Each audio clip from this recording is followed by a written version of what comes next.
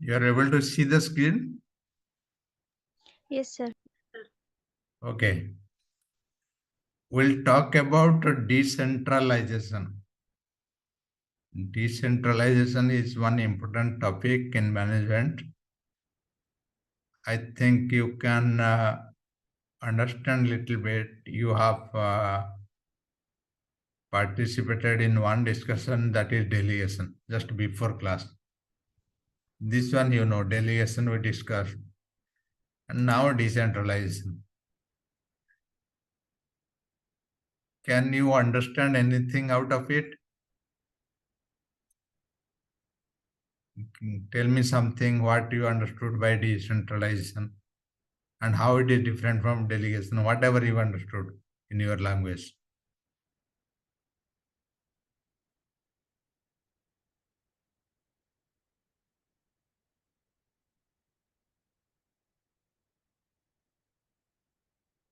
Yeah, tell something.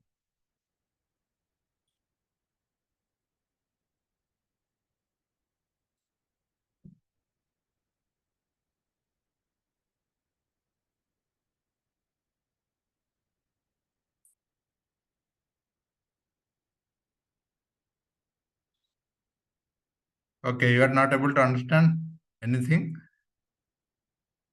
Decentralization. I can give some small example which will make your doubt clear. So, what is the difference between delegation and decentralization?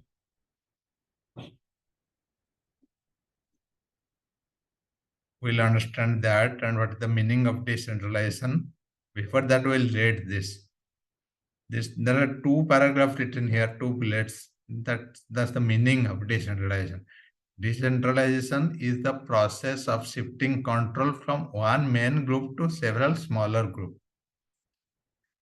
The decentralization of government, for example, gives more power to the individual states rather than concentrating at the federal level. This one example given. That means you talk about government. The state government in India, every state has their own government, own decision making power.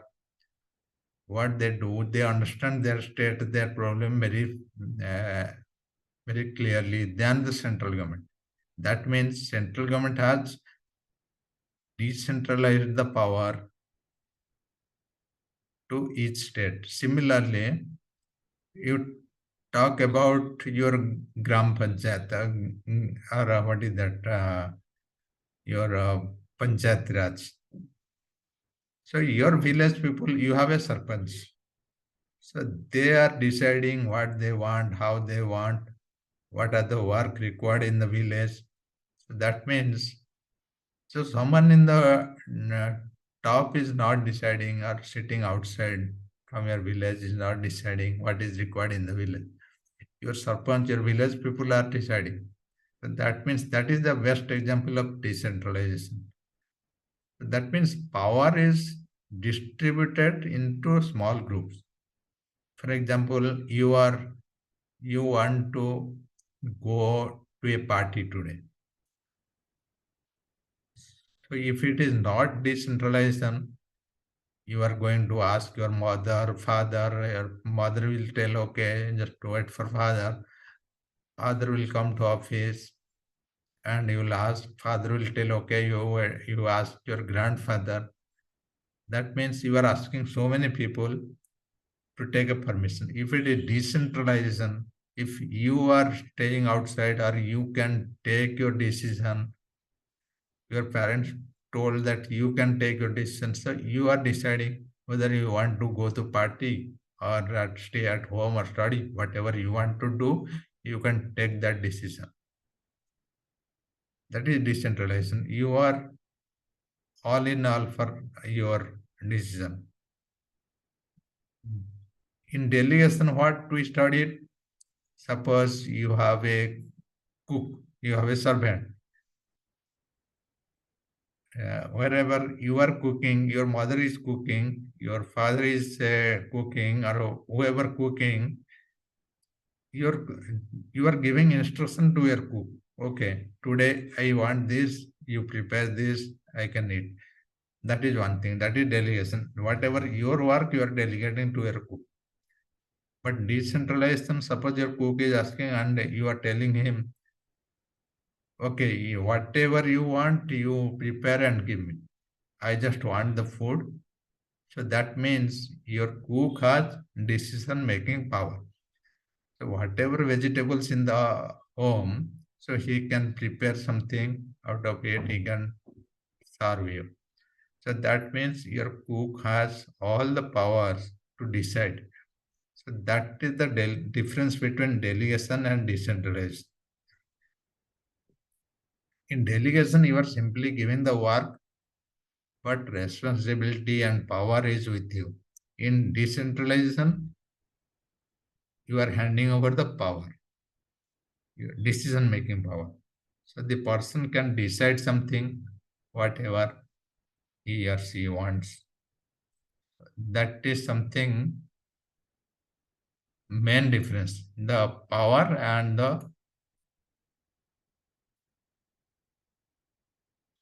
the decision making authority.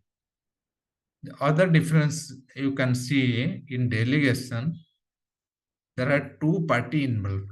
You can you can ask a person, that means you and the person, whoever working.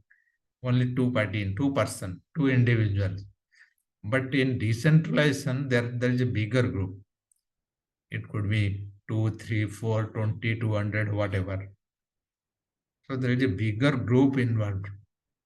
That is another difference. If you read another paragraph, the second one, a decentralized leadership structure is where decision making is delegated by top level management to individuals within the company. This allows more time for top management and focus on the making the larger decision. This is what the example I was giving. It's taking more time to decide something if it is not decentralization. So you are asking so many people for to take a decision. Instead of all these things, if you have decentralization, you can take your own decision. That's the difference. That is what told in the second paragraph. Decision making is delegated by top level management to individuals. In the cook case, what I was telling, you are asking your cook, whatever you prepare, give it to me.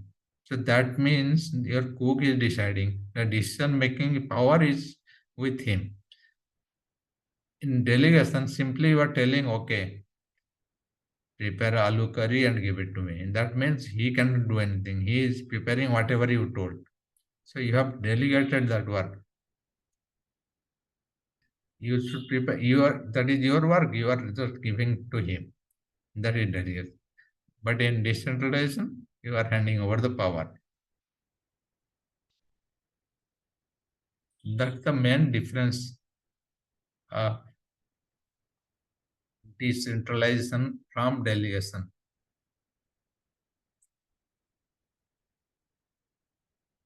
You have any question on this?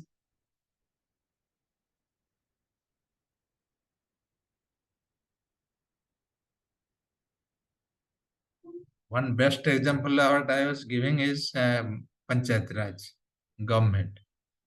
How the power is localized to the local body, because the local authority, local government is well aware of the local problem, not the central government.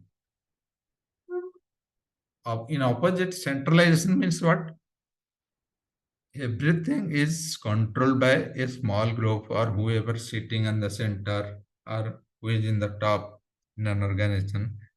So that is called centralization. Decentralization means the same thing, you are distributing to smaller group based on the convenience, based on the region, based on the functions or whatever. So you are grouping, segregating the power responsibility into smaller group. That is called decentralized. Again, decentralization depends on the size of the business, volume of operation, what you are doing, what type of business you are doing. Based on that, you are segregating the divisions, organization.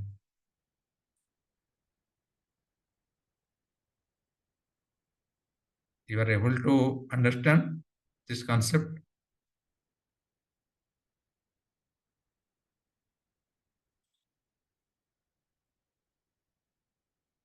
Hello? Yes, sir. That is the main difference between decentralization and delegation. And you understand how it is different from the centralization. Centralization, I was telling, the main power is within one person, within one group, in the center level, in the top level. But decentralization is distributed to everyone.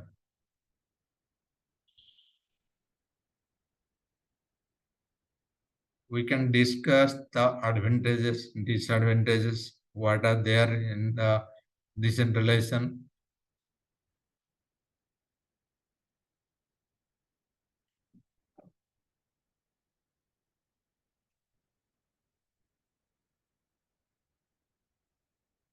The main thing you remember that the person, whoever in the group, who has the main authority to decide, main authority to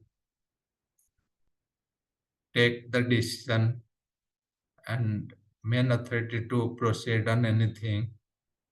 So that is called decentralization. For example, I was telling, whenever you have a problem, you are in a dilemma to decide to go ahead to party or tuition or school or college. So if not decentralization, you are asking your family, you are asking your parents. Parents are taking time to decide. So you are waiting. So lot of waiting time, lot of decision making delay is happening in decentralization, in centralization, because you are dependent on the one authority, one group. In decentralization, you are deciding yourself. That is the main difference, main nature in decentralization. That is one major principle, major concept to understand decentralization. Next thing we'll discuss on advantages, disadvantages, what are the nature of decentralization, what we do, what company gets out of it. We'll take a quick break, then we'll discuss on this. This is one concept. And what I was telling, another 4 to 5 classes will complete the syllabus. Complete whatever you have in the syllabus for this paper. And this week, after today class, next class is on Friday. Then Saturday, I am thinking to take another class, so that Monday or Tuesday we cannot take one class. So that class we can take Saturday, if it is okay for you all.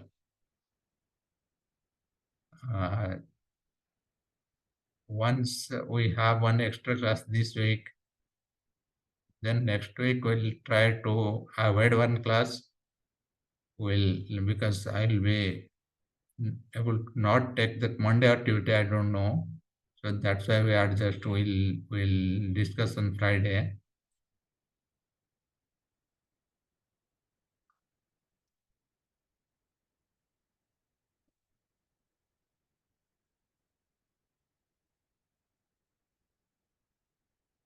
Okay, here you will take a break of 5 minutes maximum.